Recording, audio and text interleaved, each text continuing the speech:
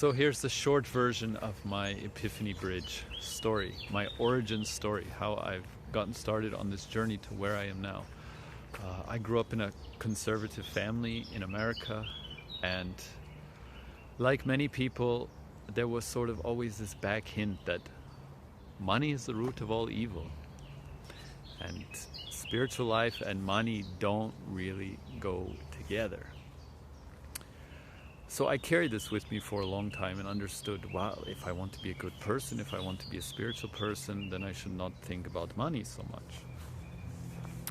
I ended up traveling Europe for 5 years, hitchhiking, living for free, basically without money for over 5 years. And at one point I was still not completely satisfied in life. There were still many things missing in my life, and I needed to change something.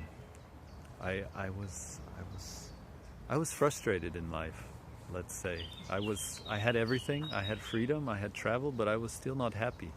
So I moved into an Indian ashram and became a monk for another several years. And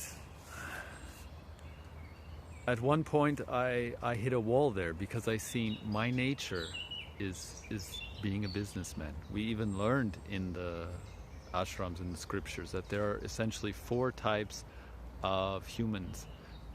And one of those 4 types is very much inclined to business. And I could notice, after many years of studying myself, my nature, and the various books that give signs as well as astrology and checking it out, that I am this type.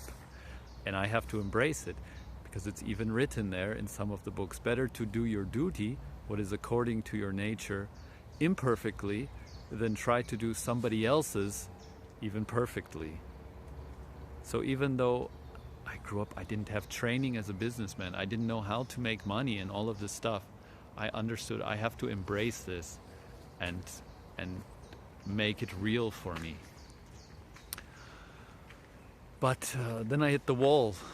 I didn't know how to do it. I only knew about having jobs. So I started reading books. And like many of you, probably you've read Rich Dad, Poor Dad. And that, of course, opened my mind to a whole new world of possibilities. So I started reading so many books on the topic, everything. And trying to bring out that mentality that yes, I can be rich and I can be spiritual, until I understood why should we be rich and spiritual at the same time. And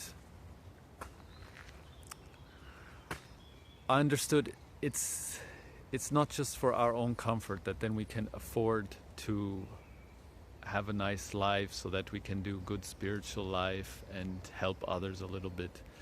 That was my initial understanding.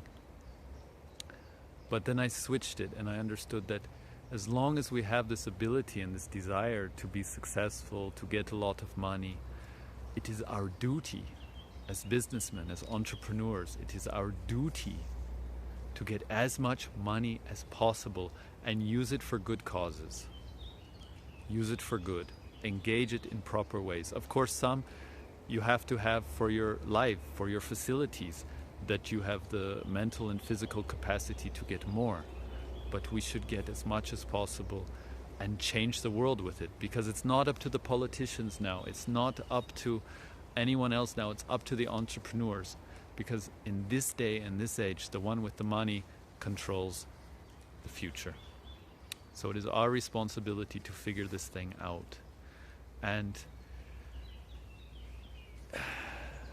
that's why I moved to Switzerland. I wanted to be in an environment where people were materially affluent, to understand what it's like to be on this level. After I spent 1.5 years living in the poorest area of West Bengal in India, I moved to a completely opposite side. And along the way, I seen that people are suffering or happy in either situation. It's an internal shift. And we can have that internal shift and at the same time do our duty, get a lot of money, and do what is necessary to help the world, to change the world. So that is my journey, that is my calling, and I hope you are ready to join me.